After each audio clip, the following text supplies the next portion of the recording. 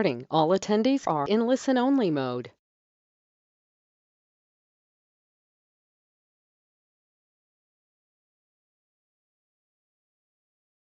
Chintan, we may start. Okay, thank you, Shyam. Good morning, everyone, and thank you for your patience. Today, the topic of discussion is a very interesting one and something which probably is being debated all along. Does gold have a future, or is gold something which will lose its sheen going ahead? There are many data points around which I'll be speaking, but just to give a context, because ultimately we are in a scenario wherein a lot of money, a lot of liquidity is there in the system, and that ecosystem, because of the high liquidity, led to 0% interest rates globally. So the interest rates are very low. Back in India also, you're seeing deposit rates being low, and because of interest rates and deposit rates being low, people were probably flocking towards the equity markets.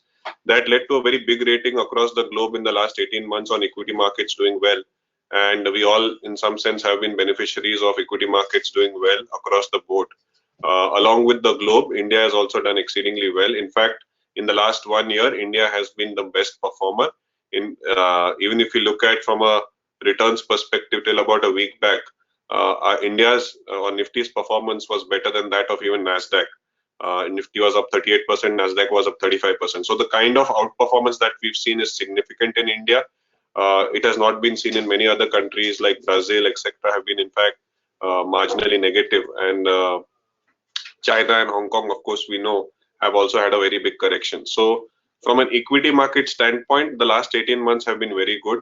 Also, the liquidity has meant that real estate prices across the world, back in India also, there is an interest which is growing. The only asset class which seems to have been forgotten in the last 18 months is gold, because the initial euphoria from March, April to August of 2020 took gold from 37,000 to 56,000. And then in the last 1 year, when Nifty has gone up 40%, and mid caps have gone up 60%, small caps have gone up 70%, gold by itself is down by about 10%. So you can see the kind of differential performance that has happened, and hence people are not interested in investing in gold at all right now. The fact remains that in any asset class, for you to make the maximum return, you have to invest in it when it actually does badly. If we see about a year back or 1.5 years back, no one wanted to invest in infrastructure stocks. No one wanted to invest in construction stocks. No one wanted to invest in commodity stocks. And who have been the best performers over the last 1 year? Infrastructure, commodity, real estate, etc. Small caps, mid caps were a forgotten asset class in 2019. Today, in the last 1 year, they've been the best performing asset class, and most people are probably flocking towards that. We have seen that corrections are possible in mid cap, small cap, and they happen quite swiftly, as we've seen in the last 20 days.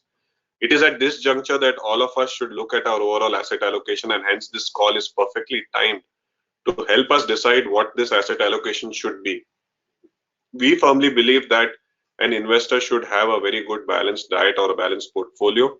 And as part of that balanced portfolio today, the asset class which fits and requires an attention is the asset class which has stood the test of time for 5,000 years. It has been the store of value. It has had its value increase over 5,000 years, and that's nothing other than gold. It's a simple asset class. If you look at the numbers of gold, the last 10 years, right, the last 10 years, the increase in equity market cap has been $50 trillion. So what was $55 trillion is today about $110 trillion. So global equities have generated a wealth of $55 trillion in the last 10 years, courtesy the fact that interest rates were brought to zero virtually across the board. Even in Europe, if you see, interest rates were zero. If interest rates are zero and the money is there in the system, where will it go? It will go in inflating equity prices. And that's what has happened in Europe, in Japan. In fact, in Japan, if we see, the Japanese central bank, or the JGB, is essentially owning more than 10% of Japanese equity today, because whatever money they print, they're going ahead and buying equities out of it. So across the board, we've seen equity market rally significantly. $50 trillion of incremental wealth in the last 10 years created by equity markets alone.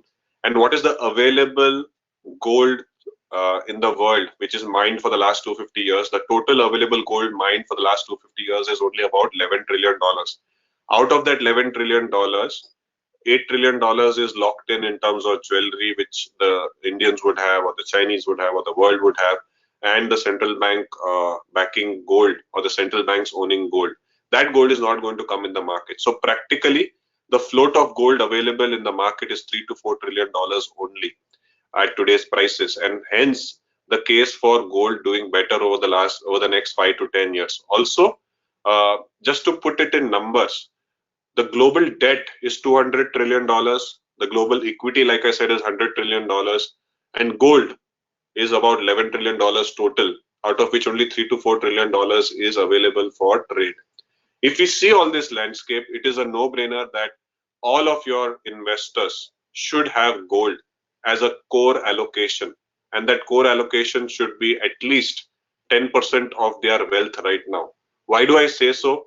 If anyone had invested 30-40% in equity, by virtue of that being up 40% in the last 1 year, mid cap, small caps have been even higher. You have made about 10 to 15% incremental returns at a portfolio level in equities alone. Wouldn't it make sense today to book some part of that profit and probably move it to gold ETF? It makes perfect sense. Even if you don't want to book equity money or book profits in equity because you are less in equity allocation today, incremental money can be looked at investing in gold ETFs, because debt by itself today, the interest rates are pretty low, both globally and in India. And hence debt, given that inflation is growing, is not the best asset class to have a lot of your money. We have seen gold becoming a very good hedge for inflation over a longer period of time. So look at the sequence of events. A lot of money being printed in the world in the last 10 years, that money reflecting in equity market valuations going through the roof, interest rates coming down very sharply, while inflation was benign, or inflation was very low all throughout the last 10 years. But today, if we see inflation, which is the most dreaded word for any central bank or any government, in Europe, inflation is at a 14-year high.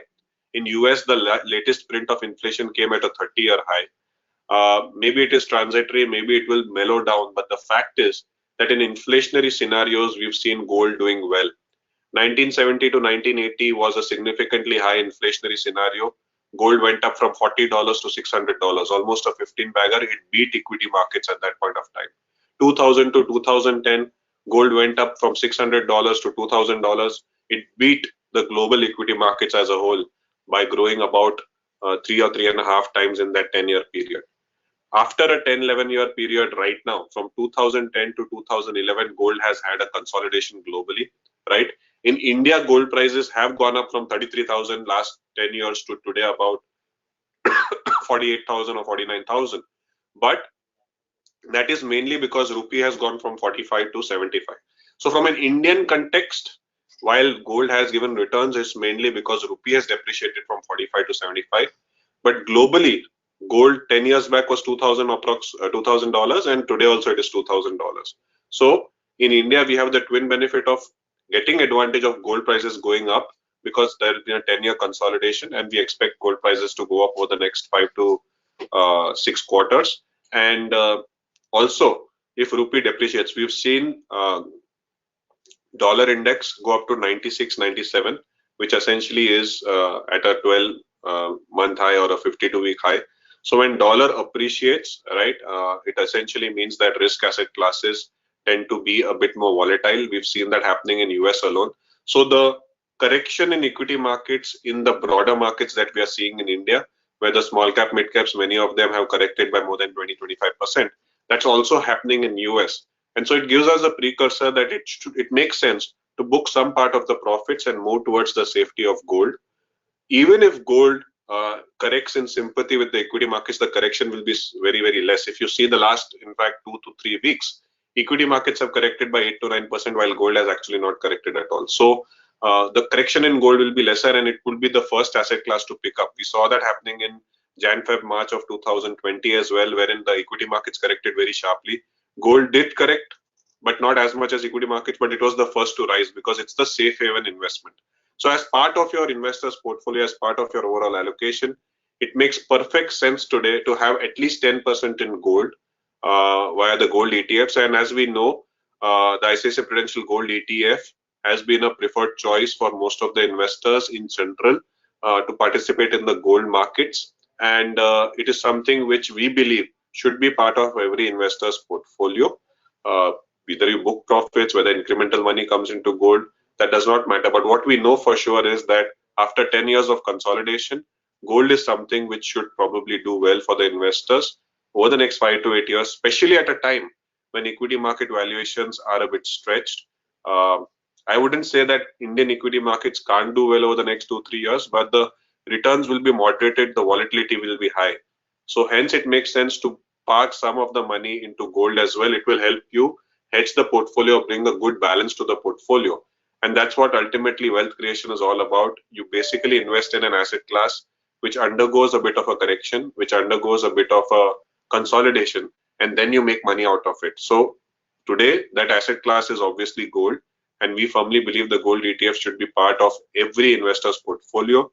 I've already mentioned that gold as a percentage of global market cap, gold as a percentage of people's investments has come down very sharply. And after the outperformance of almost 50 to 80% by equity versus gold, and at a time when interest rates are low or interest rates are very low, and even if interest rates increase, you are aware that debt funds will probably not give exceptional returns, because when interest rates go up, bond prices come down. Globally, there is a very big chance of the asset allocators or the pension funds reallocating out of debt, reallocating out of equities.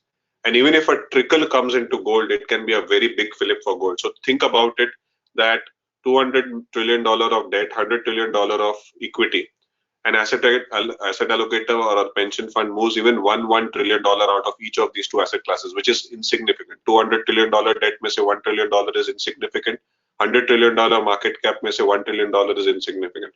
If both of these come into gold, it adds a lot in terms of the existing stock of gold which is there, and can be a very big fillip.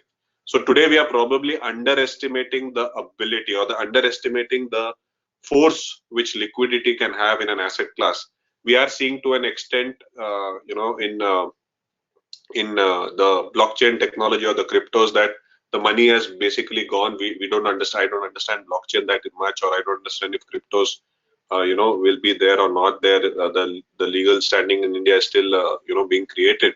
But whenever an asset class sees a lot of money, right, that asset class valuations can go through the roof. We've seen that happening in equity, but gold as an asset class is something which we firmly believe, even if a trickle of the money comes in, it can be a Goldilocks scenario wherein it becomes an inflation hedge for you. It becomes a portfolio hedge for you against a volatile equity markets. It becomes a hedge for you that in inflationary times, when you have to maintain your wealth, gold prices going up can add a lot of value. And as you are aware, in terms of the gold ETFs, very liquid, very easy way to invest. You can invest in smaller quantities as well, as per when you have the money, and the ability to basically hold it for 3 years would also ensure that the taxation is favorable. You only have to pay 20% tax post indexation if you book out. So there are many use cases for gold ETFs. The strongest that we've seen being that many of us have basically targets that in 5 years time, 7 years time, in 10 years time,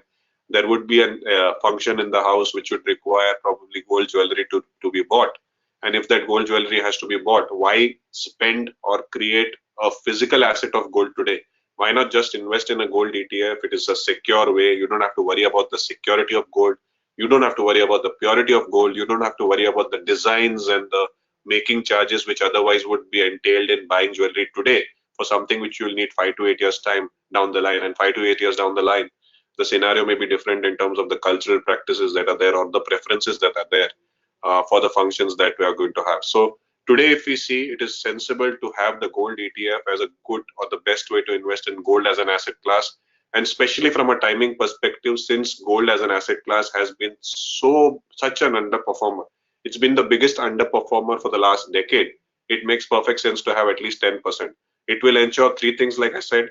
One, it will make you think about your asset allocation. Two, it may also allow you to book profits in a sensible manner. And three, the biggest question which all of us have, I have money, but where to invest? At least reach 10% in gold ETFs. And once you've done that, it basically makes perfect sense for you to basically have a very well-rounded portfolio.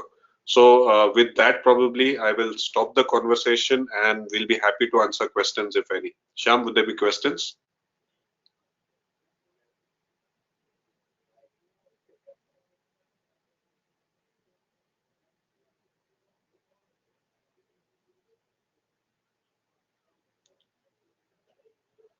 Mr. Chintan, can you repeat?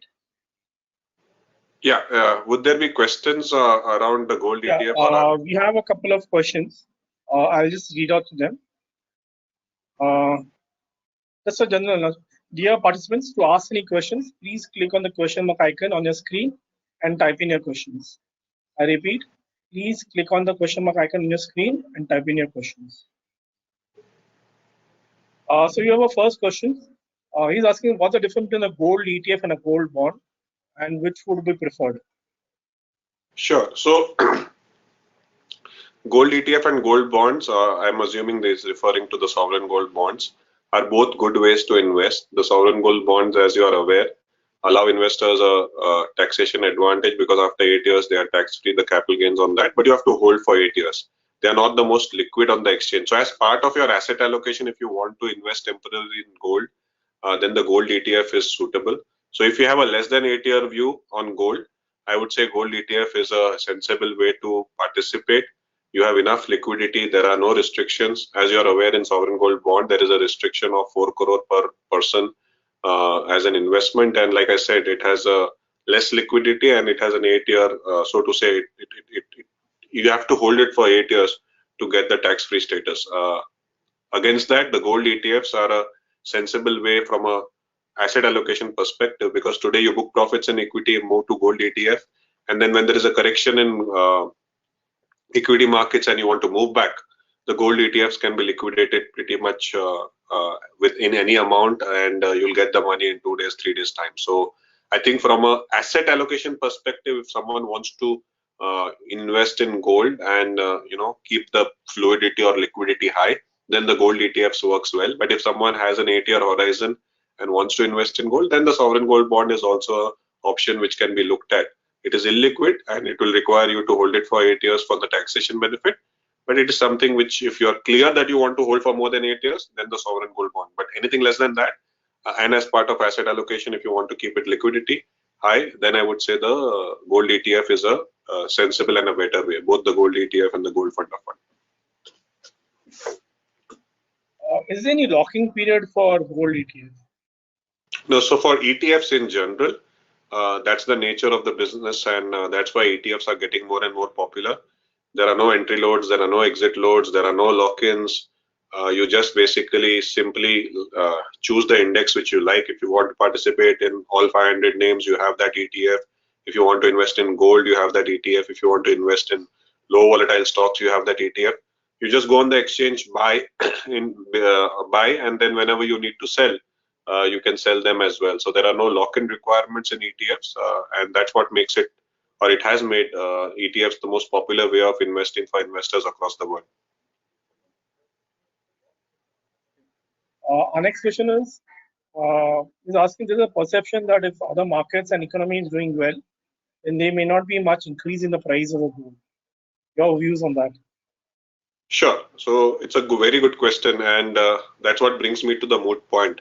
Let's look at the state of the world economy, and probably this answer will be slightly long, so bear with me, but it hits the to the crux of the question itself. You mentioned that other economies and markets are doing well. Yes, there is a traction in terms of global GDP growth. Post the pandemic broke down because of the liquidity push that the central governments gave and the interest rate reductions which happened. There was an economic fury, if I may say so, in terms of the rebound. And since pandemics are something which is very rare, after 1919, this is the first time we've seen the pandemic. The very human emotion of being locked down, and then when the things opened up, you've seen the rebound in terms of more trade or more uh, spending by the people. This is not something which will sustain for long. It's a rebound after all, and that means that from a global economic standpoint, you will find moderation in GDP. While India has a GDP trajectory which is strong because our demographics is strong, so India is an oasis in the desert, so to say, and so India is seeing foreign flows especially in the unlisted space, and also local flows being very strong. We must remember that globally, the largest economy is US. US is at a late cycle. When I say late cycle, US had seen tax cuts 4 5 years back. US had seen their economic growth being very strong. Their unemployment rates were extremely low even before the pandemic, and hence, from an economic cycle perspective, US is at an advanced stage. Now they are trying to further pump prime that economy by having spending on, I think, a 2 trillion or a $3 trillion package on spending on infrastructure which they have passed. So I don't know how much fillip will that create, but ultimately this tailwind which has happened in the last 15 months of every economy doing well globally, that will in some sense mellow down. So the strong economic trend perception which led to equities doing exceedingly well, that may get tamed in terms of the results or the quarterly results not being as strong as expected globally, and that would probably play a role in moderating the high valuations that are there in global equity markets. So there will be three things. One is liquidity will probably be sucked out. We are already hearing about interest rates being increased in US, liquidity being sucked out or reduction in the easing of liquidity, and the numbers or the corporate numbers will not support the economy or the valuations. That would mean that equities will probably be a bit more volatile, and hence the question that when economy is doing well, everything is doing well, will gold perform? I'm looking at it the reverse. Gold has not performed because the economies have done well, the economic growth and everything has been good. I'm not making a case that everything will collapse tomorrow. No. But when there is volatility which may come in and the expectations are running high and that expectations are not met, there will be disappointments. Those disappointments will bring volatility in equity markets. And when that volatility happens, gold will be the asset class of choice which people will go up to. So when interest rates go up, people will not buy bonds. When interest rates go up, equity valuations may take a correction. It is at that time that this asset class, which is now a very nominal small asset class as such, think about it, $200 trillion global debt, $100 trillion global equity, and just about $4 5 trillion of gold available in the world. And that's the only asset class, the third asset class apart from real estate, of course, which people can think about investing. And that's where you will find a tapering of economic activity with in line with liquidity being sucked out by global central banks, because otherwise the more the easy liquidity or this monetary easing they continue, it will probably lead to a pain later on. So currently it makes sense to have asset allocation in place. And to your question that will gold perform when everything does well, the answer is no, gold will not perform when everything does well.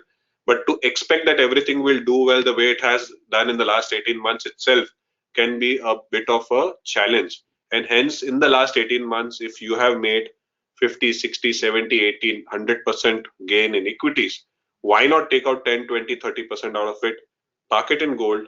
If everything fails you, gold will probably help you eventually. Even if there is a mild correction when the rest of the market falls a lot, gold will be the first to bounce back.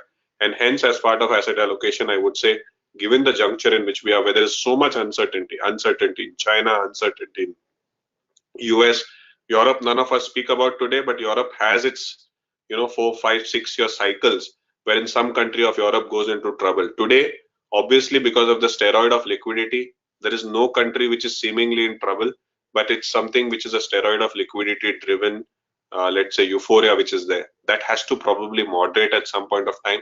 And when that moderation happens, you will find gold being your asset class, which will help you protect your wealth. If not gain wealth, it may also end up gaining wealth. It will help you protect your wealth. It will make you think to overall reallocate some of the resources which probably are today in equities or in other asset classes from a store of reserve perspective or store of wealth. Thank you. Our next question is on gold prices itself. He's asking, what are the chances that gold loses out of favor completely with the next generation not so keen on gold? What will be the relevance of gold in the future? True, I think as the generations have passed by, gold as an asset class From a jewelry perspective, is probably reducing as people become wealthier. Probably diamond is gaining ground or some other asset class. But purely as a reserve of value, it's been out of flavor for so long that this thinking may continue. And even if, for example, if you look at the adoption of cryptocurrencies as a mindshare among the youngsters, it will probably, while I spoke about equity and debt, of course, there is a chance that when, if at all, there is a regulatory change, or if at all there is, let's say, something that goes wrong as part of cryptos, there also gold can actually benefit. So what is the chance that gold will completely go out of flavor? I have my doubts that gold can't go completely out of favor. Something which has stood the test of time for 5,000 years. For us to believe that it will probably lose out in a generation is probably stretching it a bit. And the other asset classes have become so large in terms of their market capitalization, their wealth, that gold by itself, even if there is a slight euphoria, can actually give a very good return. And hence, I'm saying 5 to 10% of your portfolio, keep it in gold, 60-70% you'll keep it in debt or other instruments, and maybe 30% you'll keep it in equity. That's a sensible way to go about with it as far as investors are concerned. Don't ignore gold as an asset class just because of the perception that the newer generation is probably not going to be interested in gold. The newer generation will be interested in in buying anything which has given returns in the last 1 year or 2 years, because the newer generation, if I may use the term, is a bit more used to hyperactivity. So if something does well, they'll probably flock towards it. The herd mentality gets accentuated in the WhatsApp world in which we are, so to say. So if gold does well and starts doing well, you'll find more and more people flocking towards it. We've seen that happen in the technology space, right? Wherein everyone wants to invest in technology companies. To an extent, in commodities, we've seen that not in a very big manner. But in gold, it's something which has not happened, because last 4, 5, 7, 10 years also, if we see, gold has not been giving good returns. The only period where gold gave exceptional returns was March to August of 2020, and that coincided with the maximum money being received by mutual funds in gold ETFs, right? So when something performs, people flock towards it. That's unfortunate case, and hence we are doing this call. Don't wait for the performance to come and then invest money in gold, because if you wait for the performance to come and then invest in gold, you are perennially behind the curve in terms of your wealth creation journey. Foresee what may happen, create the portfolio today. It will help you to participate better and maybe create wealth which will beat inflation and which will allow you to lead a good life. Thank you.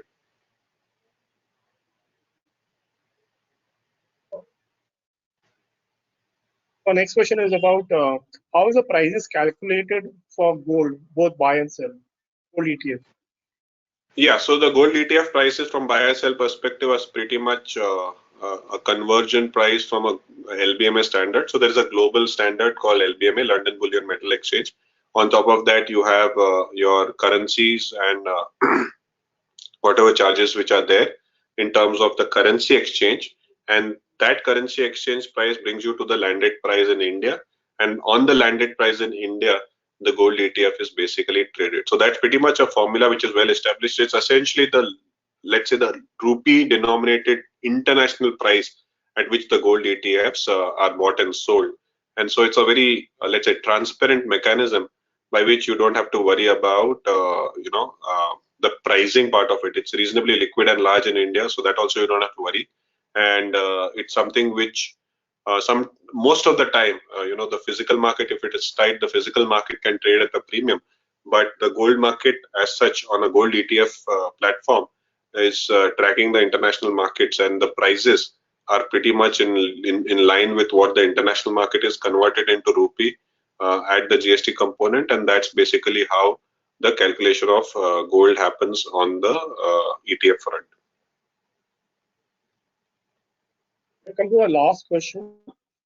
This is basically how would you compare ICICI gold ETF, the other gold ETF that are there in the market, and why should one go for ICICI gold ETF?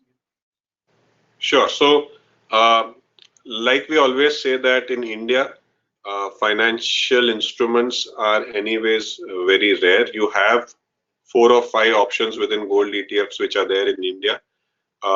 Most of the, let's say, ETFs try to have a very nice way of being managed in terms of their tracking errors or efficient pricing on the exchange. Be it ICICI or others, everyone is trying to do that. And the idea or the objective is that if through allocation within the overall asset allocation, you are getting the right mix. Whichever ETF you choose, it will probably fit you well. We at ICICI Prudential, of course, are focused on the ETF business a lot.